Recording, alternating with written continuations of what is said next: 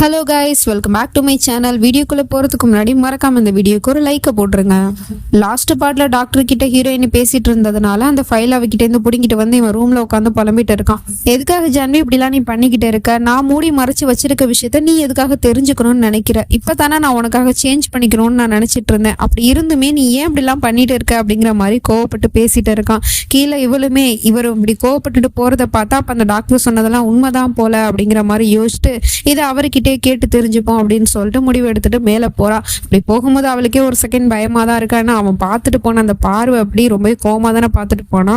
So திரும்ப நம்ம போய் ஏதாவது பேசணும் அப்படின்னா நம்ம மேல கோவப்படுவானோ அப்படிங்கிற மாதிரி பயப்படுறா. பட் இப்பதான் அவன்கிட்ட அப்படி பயந்துட்டு இருக்கிறதுல எந்த யூஸுமே இல்லை அப்படிங்கிறது தெரிஞ்சு போச்சு இல்லையா? அதனால தைரியத்தை வரவழைச்சிக்கிட்டு அவனோட ரூமை நோக்கி போயிட்டு இருக்கா. நம்ம மாமியாருமே வந்து தடுக்கிறாங்க, வேணாமா இந்த நேரத்துல போய் அவன்கிட்ட பேசுறது நல்லது இல்லை அப்படின்னு.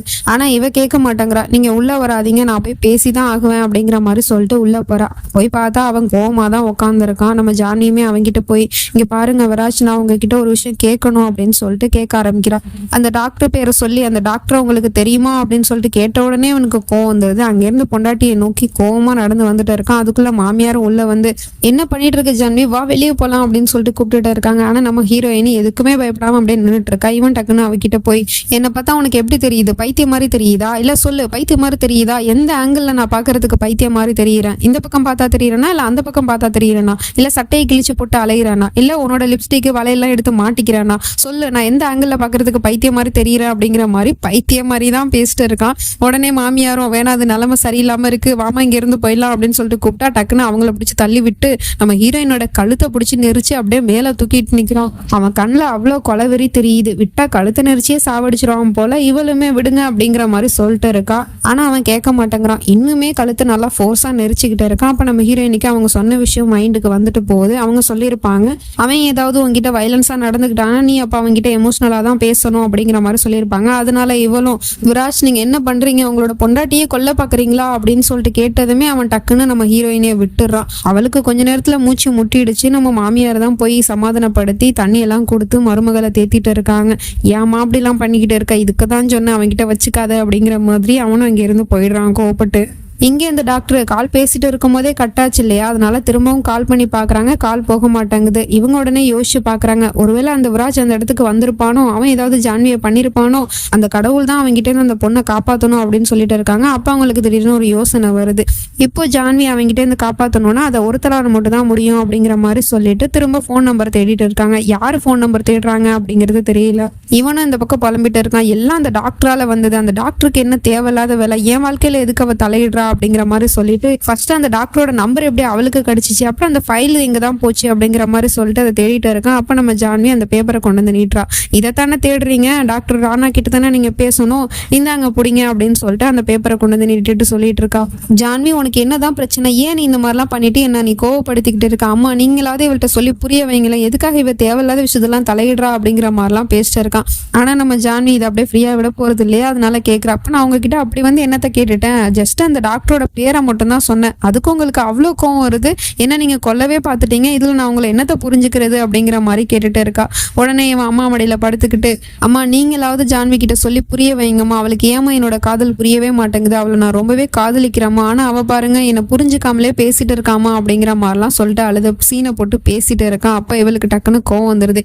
எந்த காதலை பத்தி நீங்க பேசிட்டு இருக்கீங்க? என்னோட அப்பாவுக்கு உங்களால தானே ஹார்ட் அட்டாக் வந்துச்சு, அதுதான் உங்களோட காதலா? அப்புறம் என்னோட பாட்டி எந்த நிலைமைக்கு ஆளாக்குனீங்களே, அதுதான் உங்களோட காதலா? இப்படித்தான் ஒரு புருஷன் பொண்டாட்டிக்குள்ள இருக்கிற காதல் இருக்குமா? இப்படித்தான் ஒருத்தவங்க பொண்டாட்டியை காதலிப்பானா அப்படிங்கிற மாதிரி கேட்டுட்டு இருக்கா. உடனே இவனுக்கு திரும்பவும் கோவம் வந்துருது. அப்படியே கோவத்தோட நம்ம ஜான்வியை ஒரு பார்வை பார்த்துட்டு அப்படியே நேரா கிச்சனுக்குள்ள போறான். அங்க போய் என்ன பண்ண போறான்னு பார்த்தா அங்க இருக்கிற ஒரு கத்தியை எடுத்துக்கிட்டு இவளை நோக்கி வந்துட்டு இருக்கான். கையில கத்தியை பார்த்ததுமே மாமியார் பயந்து போயிடுறாங்க. அதுக்கு மேல இவளும் பயந்து போயிட்டு இருக்கா. நேரா அந்த கத்தியை கொண்டு வந்து இவ முகத்துக்கு நேரா நீட்டிக்கிட்டு, என்ன ஜான்வி இப்ப என்ன உனக்கு, நான் உன்னை காதலிக்கிறேனா இல்லைன்னு தெரிஞ்சுக்கணும், என் காதல் மேலே உனக்கு சந்தேகம் வந்துருச்சுல்ல, இப்பவே என் காதல் எப்பேற்பட்டதுன்னு நான் நிரூபிக்கிறேன் பாரு அப்படின்னு சொல்லிட்டு அவனோட கையை அவனே அறுத்துக்கிறான். உடனே இவளும் என்ன பண்றீங்க விராஜ் அப்படின்னு சொல்லிட்டு கேட்டுட்டு இருக்கா. ஆமா ஜான்வி, நீ என் மேல சந்தேகப்பட்டுட்ட, என் காதல் மேல சந்தேகப்பட்டுட்ட, அதனால நான் இப்படி பண்ணிதான் ஆகணும் அப்படின்னு சொல்லிட்டு தான் கையை தானே கட் பண்ணிக்கிட்டு இருக்கான். இவ அதுக்கப்புறம் அந்த கத்தியை தூக்கி பிடுங்கி போட்டு, எதுக்காக விராஜ் இப்படி எல்லாம் பண்ணிட்டு இருக்கீங்க, இப்படி பண்ணி என்ன மேலும் மேலும் நீங்க கஷ்டம் தான் படுத்துறீங்க அப்படிங்கிற மாதிரி அழுதுகிட்டு இருக்கா.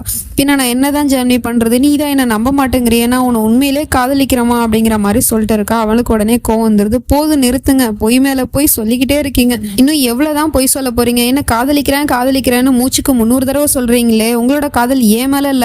இந்த வீட்டை எப்படி நீங்க நேசிக்கிறீங்களோ, இந்த வீட்டுல இருக்கிற பொருளை எப்படி நேசிக்கிறீங்களோ அதே மாதிரிதான் என்னையும் ஒரு பொருளா தான் நேசிக்கிறீங்களே தவிர எனக்கும் ஒரு மனசு இருக்கேன், அந்த மனசை நீங்க நேசிக்கவே இல்லை. அதனாலதான் நீங்க ஒரு பொம்மையை ஆட்டி வைக்கிற மாதிரி உங்க இஷ்டத்துக்கு என்ன ஆட்டி வச்சுட்டு இருக்கீங்க. போதும், இதுக்கப்புறமும் என்ன இப்படி கஷ்டப்படுத்தாதீங்க அப்படிங்கிற மாதிரி சொல்லி அழுது புலம்பிட்டு இருக்கா.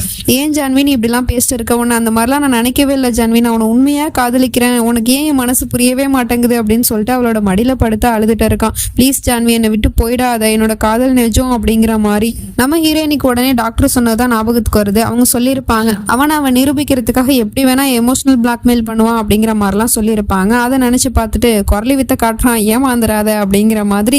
இதுக்கப்புறமும் இவன் பேசுற பேச்சை நம்ம நம்பி பிரயோஜனம் இல்லை அப்படின்னு சொல்லிட்டு அவளோட தாலியில கையை வச்சுக்கிட்டு அவன் பண்ண கொடுமையெல்லாம் நினைச்சு பார்த்துட்டு இருக்கா. கொஞ்சமா கொடுமைப்படுத்தி இருக்கான், அந்த அளவுக்கு கொடுமைப்படுத்தி இருக்கான். இப்ப நம்ம ஹீரோயின் இவன் கூட சேர்ந்து வாழ்றதுக்கு எந்த ரீசனுமே கிடையாது. ஏன்னா சந்தோஷப்படுற மாதிரி அப்படி என்னத்தை அவன் பெருசா பண்ணிட்டான். அதனால நம்ம ஹீரோயின் இந்த தாலி இருக்கிறதுனால, நமக்குள்ள ஒரு உறவு இருக்கிறதுனால தானே நீ என்ன இப்படிலாம் எமோஷனல் பிளாக்மெயில் பண்ற, என்ன கஷ்டப்படுத்துற, காயப்படுத்துற.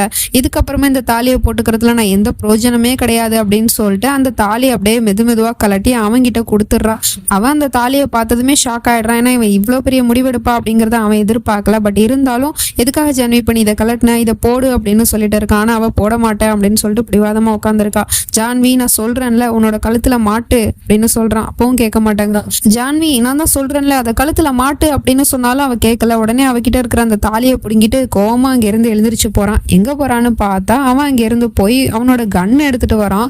கன்னுல அந்த தாலியை மாட்டிக்கிட்டு நேரா நம்ம ஹீரோயினை பார்த்து எய்ம் பண்ணிக்கிட்டே இருக்கான். ஜான்வி உங்ககிட்ட கடைசியா கேட்கிறேன், இந்த தாலியை போட முடியுமா முடியாதா அப்படின்னு சொல்லிட்டு கேட்டா அப்பவும் நம்ம ஹீரோயின் நீ என்ன சுட்டு கொன்னாலும் பரவாயில்ல நான் அதை போட மாட்டேன் அப்படிங்கிற மாதிரி பிடிவாதமா இருக்கா. இப்ப நீ மட்டும் போடல அப்படிங்கிற மாதிரி சொல்லிட்டு கன்னை எய்ம் பண்ணிட்டு இருக்கான். உடனே அம்மா போய் தடுக்கிறாங்க. விராஜ் நீ இப்படிலாம் பண்ணாதப்பா அப்படின்னு சொன்னா அவங்களே பிடிச்சி தள்ளி விட்டுறான். தள்ளி விட்டுட்டு ஜான்வி இப்ப நீ மட்டும் போடல அப்படின்னா நான் இவங்கள சுட்டுருவேன் அப்படின்னு சொல்லிட்டு இப்ப கன்னை அவங்க பக்கமா திருப்பிக்கிட்டு தாலியை அவகிட்ட கொடுத்து போட சொல்லிட்டு இருக்கான். அப்பவும் இவ போட மாட்டேங்கிறா. அது மட்டும் இல்லாம டாக்டர் இப்பதான் அவளுக்கு அட்வைஸ் பண்ணியிருக்காங்க இல்லையா, அதனால இப்ப என்ன பண்றான்னா நேரா மாமியார் கிட்ட போய் இப்ப என்ன அவங்களுக்கு சுடணும்னா என்ன சுடுங்க, ஆனா நான் அந்த தாலியை போட மாட்டேன் அப்படிங்கிற மாதிரி அவன் முன்னாடி போய் நின்றுட்டு இருக்கான். அவனும் எய்ம் பண்ணிட்டு இருக்கான். கொஞ்சம் விட்டா சுற்றுவான் போல, இவளும் சுடட்டும் அப்படிங்கிற மாதிரி கண்ணை மூடிட்டு நின்றுட்டு இருக்கா. இவன் கூட வாழ்றதுக்கு சாகுறதே மேலு அப்படிங்கிற மாதிரி முடிவுக்கு வந்துட்டா போல. ஆனா இப்ப அவனும் அவளை சுடாம அங்க இருந்து கோமா கிளம்பி போயிடுறான். எங்க போறான்னு தெரியல. அவன் போனதுக்கு அப்புறம் இவங்க 2 பேரும் அழுது புலம்பிட்டு இருக்காங்க.